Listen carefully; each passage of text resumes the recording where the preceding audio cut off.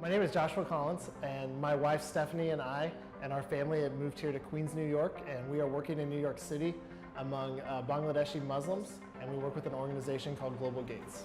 So our story is my wife Stephanie and I had both felt called to missions, and as we were looking here in the Northeast, we learned about the immigrants in New York City. And not just like you see in old movies with immigrants from Ireland or Italy or wherever, but really these are immigrants from unreached people groups of people who statistically will never hear the gospel in their lifetime, coming to live here in mass numbers right here in the United States. And one of the groups that was here was Bengali Muslims from the country of Bangladesh, and that was a people group I had lived among for 6 months overseas. And God kind of kept putting that people group in our heart, and here they were in New York City. So the Bengali community here in New York is fairly large. There's anywhere between, community estimates say between 100 and 200,000 Bangladeshis living here, probably about 150,000 realistically.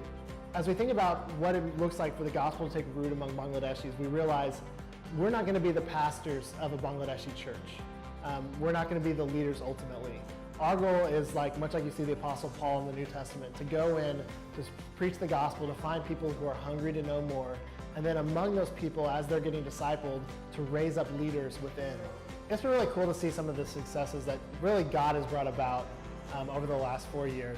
Just a month ago, we were able to baptize 2 new believers, but one of those was someone that one of our disciples from last year led to Christ. So it wasn't someone that our team directly had met, but now someone that our disciples had shared Christ with is getting baptized. And so that's really what we need to see happen for there to be a movement, is it's not just our team out doing ministry, out sharing Christ, but rather our disciples are being equipped and trained to share Christ among their friends and family.